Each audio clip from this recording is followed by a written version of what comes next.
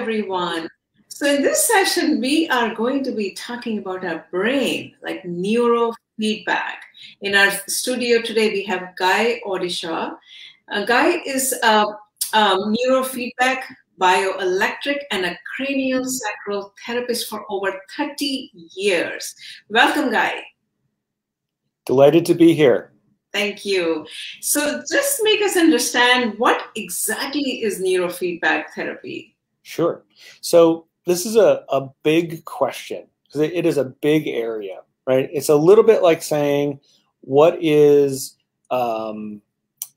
pharmaceutical medicine, right? And you go, oh my goodness, there are thousands, right? So it's similar with neurofeedback, and so it can range from a simple, one sensor on the head or on the body picking up some signal from the body, whether it's a brain wave or a heartbeat, and then giving the person the feedback, and then some type of signal as to how they're doing, right? If you want somebody to raise their heartbeat or increase the amount of alpha brainwave they're producing, you just need some kind of feedback. It could be a tone, it could be an image, it could be a video, it could be a video game, it could be sensory. So they get pressure, touch on the skin, and that's really the minimum for the paradigm is a sensor, some type of feedback, and then a direction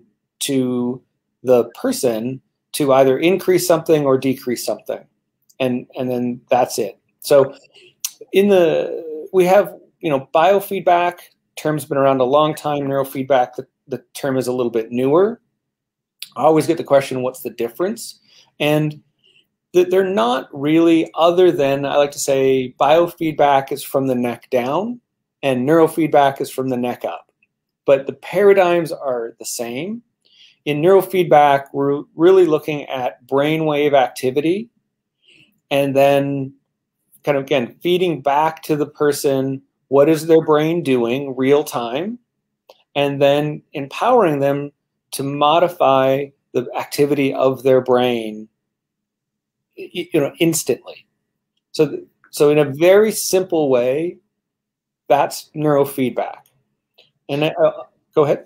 No. I was just saying, fascinating. So you're putting sensors on someone's brain and measuring what the brain is doing. Like, so what are the measurements? What are the metrics that you measure what the brain is doing? Sure. So great question.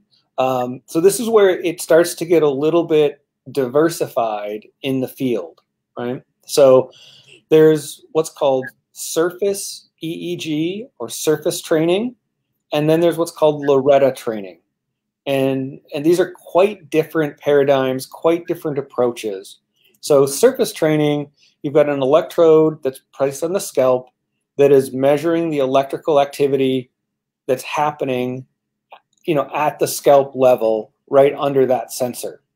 So when neurons fire in the brain, they create electricity.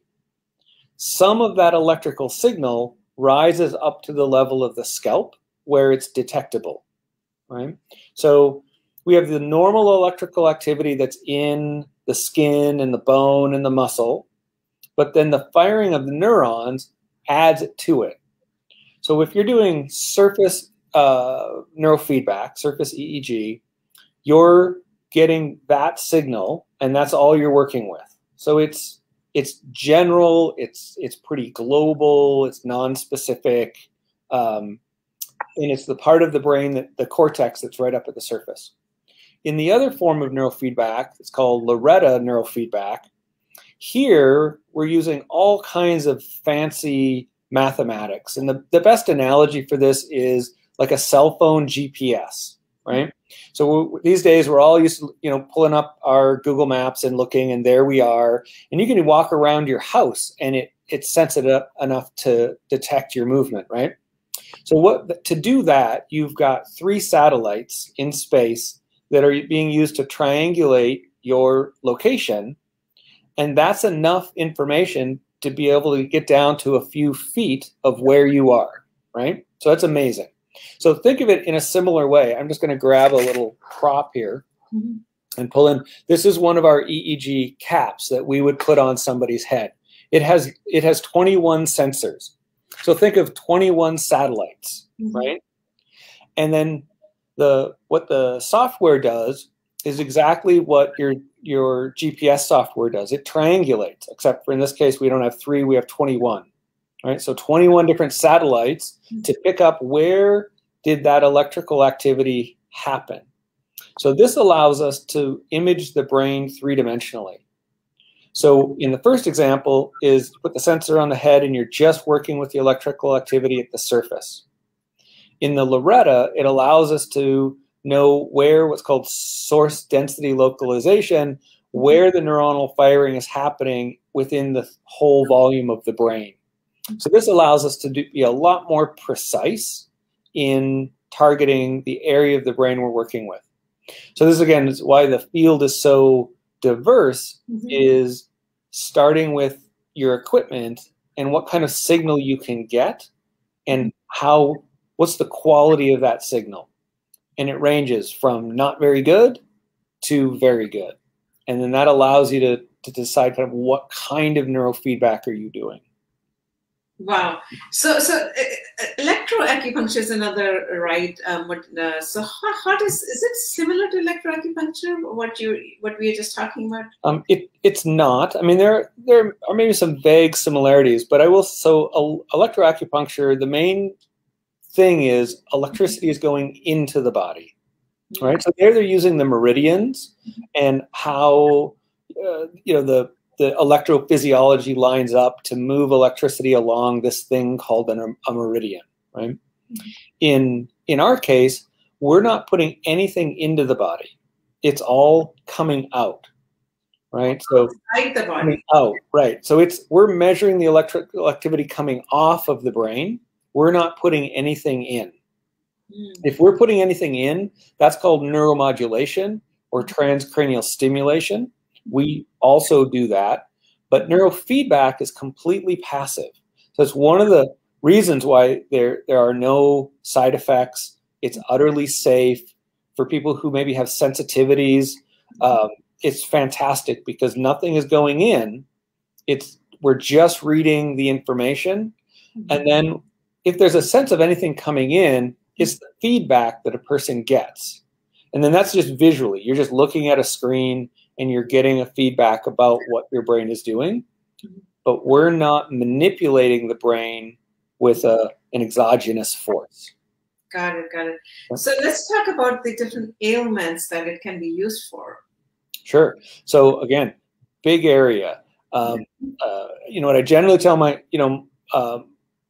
clients is, so the brain kind of runs everything, right? So it's producing information within itself, but it is also taking in information from the outside, and then it is taking in information from the inside. And one of the things that people generally don't have any sense of is that the largest amount of information we take in is actually from our body, right? It's called interoception.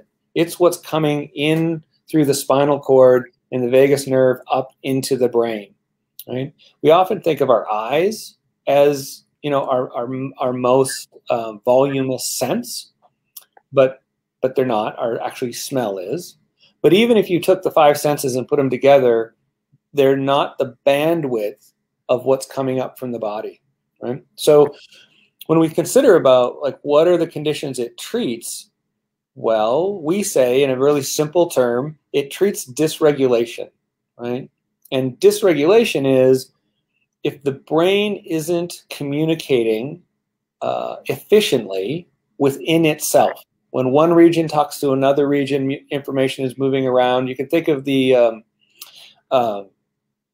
game of telephone, where you have a group of people sitting in a circle and you turn and you say something to somebody and it goes around the group, and how much does it change when it gets back to you? This is what's happening in the brain all the time, only times 1 trillion, because of all the synapses, right? So if there's a breakdown in the quality of communication within the brain, the signal, the information, begins to degrade. And then you get bad information that's passed along. And so what can this affect? Well, your hormones might be off. Your digestion might be off.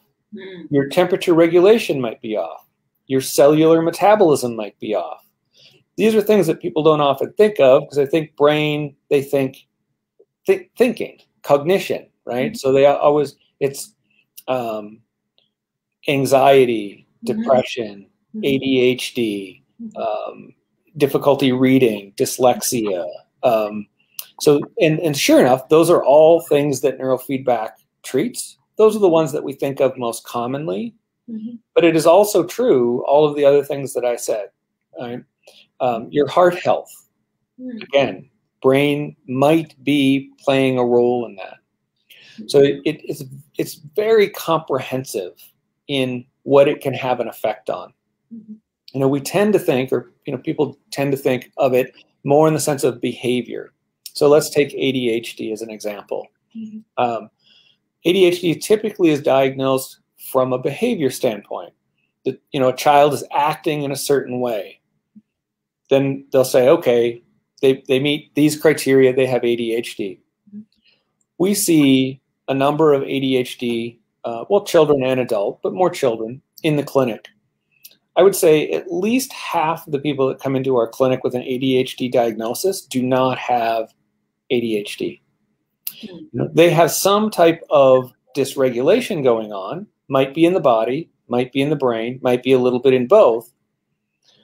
But what's going on when we do neuroimaging and we look at their maps and we see what their brain is up to, it looks nothing like what a true ADHD brain looks like. And that's 50% come in misdiagnosed. Nationally, the average is about 35%, but in our clinic, we see about 50%. So there's a big gap between neurophysiology, what's happening in the brain, and then all of these things that we call diagnoses of conditions. Again, anxiety. I've never seen two anxious brains that look the same, right? So we don't think of anxiety like we wouldn't say we don't treat anxiety. Like, yes, if people have anxiety, we will do neurofeedback with them. But what we say is a person has dysregulation, right? They have a dysregulated nervous system, and that results in this feeling called anxiety. And if they have dysregulated nervous system long enough, that will result in this condition called depression, right? But there's a big gap between the mental health assessment of depression and the behavior and what we see when we look in the brain. So how many sessions would that take? Let's say you're talking ADHD, anxiety. Depression is, of course, more chronic form of anxiety, right? So how much time and sessions are we talking? Sure. So kind of the industry standard for the kind of neurofeedback we generally do, which is we do the 19-channel Loretta Z-score training, and that matters, is whether or not a person is doing, a one-sensor surface EEG training with a not very good system, so you don't have a good signal, so you can't give the brain clear information. So there's plenty of people out there doing neurofeedback with a system like that, right? And then there are people doing systems with more expensive, more refined, more sophisticated equipment and software and training, right? So there's a whole spectrum. So the answer I'm giving is based on kind of our clinic, the equipment we use and the software we use and the type of neurofeedback that we tend to do, the Loretta neurofeedback. So we would say 20 to 40 sessions is a typical course. And generally what we find is it takes somewhere around 15 sessions for a person to really start noticing it. People might notice it after one session, but we're not just looking for symptomatic change. We're looking really with neurofeedback, what we're going for is permanence. Right? We want to see permanent change.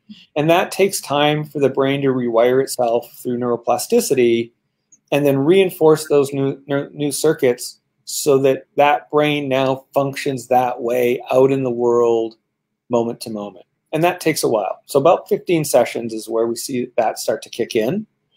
generally what we find is by session 20, a person is really noticing the change. The quality of their life is changing. And that's really what tends to drive the next 20 sessions. You know, so people might start and say, oh, I want to be done. If it's 20 to 40, I want to be done in 20. And when they get to 20, like, how about we do 40? because the change is happening, and they're finding their life is opening up. You know, work is getting better, relationships are getting better, sleep is getting better, life is more enjoyable, more of the potential that they felt they had is being realized, and they don't want the process to stop. So 20 to 40 is the ballpark we start with. Got it. Yeah. I think it's fascinating. So typically my question is, I mean, not many of us know about that. It's not like, you know, if I'm feeling anxious or I have anxiety, I'm going to walk into your clinic, right? So, right. So I'm trying to understand the journey of a user. Is it like the doctor? Like the doctor would say, hey, you need to get neurofeedback. I mean, how do people find you? I mean, we found you, but you know what I'm saying? Like a normal person, how do they find you? Yeah. So again, great question. I mean, there's a couple of great questions nested in there, right? Which is for me is just like, why doesn't everybody know about neurofeedback? Why don't all healthcare providers know about it and recommend it? You know, because it's been around long enough, right? It has a long enough history and a strong enough evidence-based history that it should be a frontline recommendation, but it's not. So the most direct answer to your question is Google. I mean, that's where people find us, because most people come to neurofeedback on their own, through their own investigation. And then next, I would say, is referrals from the growing population of healthcare providers who are beginning to understand neurofeedback and see it. Either they see it as being of value and truly a good option to recommend, or they know enough to know that it causes no harm, and so it's a safe recommendation. And they may not have a sense that it's the answer, but they know there's no downside. So for the person who's been stuck, again, maybe it's anxiety, they've tried medications, it hasn't happened, they've tried psychotherapy, that hasn't handled it, and so that person who is still looking for options, it's a safe referral. And so that is bringing more people in. But of course, we would like to see more providers who really understand the efficacy of it, and for it to be more of a first line recommendation, right? Like our motto is skills, not pills. And we're not anti-medication, but we really feel that should be, the thing that comes next, right, is medication. Yeah. Well, thank you so much. I think it's very informational. I hope it's informational for all our viewers. We always want to bring new topics and cutting edge technology, new topics that have shown evidence and efficacy. So we've been talking about neurofeedback. Anything else that you would like to add before we wrap up today, Guy? Sure. If we have a few seconds, I have a little video of what a session looks like. Please. Yeah, go ahead. Yeah, absolutely. Go ahead.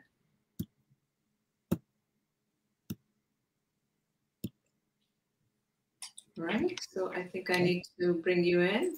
All right. It's added. Okay. So what you're seeing on the screen is a client who is playing a game, and they're flying a dragon with their brain. So their brain waves are making that dragon go through the hoop. And you see two computers there. The computer on the right has the EEG, all 19 sensors. We've got a normative database showing us some information. I'm tracking about 500 different brain metrics. On the other computer, you see biofeedback. So that's the one with the little bars that are going up and down, and that's tracking biometrics in the body. So I'm tracking 19 channels of EEG and 10 channels of biofeedback as they optimize communication networks within the brain. Oh, fascinating. Absolutely fascinating. Thank you so much, Guy, for sharing this invaluable information. It can help so many people, and I think a lot of people don't understand what neurofeedback is. We are just bringing this topic out to everyone to help, help some relief, get some relief from anxiety or for other ailments that you talked about. Yes. And thank you for doing that. Absolutely. Yes. Bye-bye now. Thank you.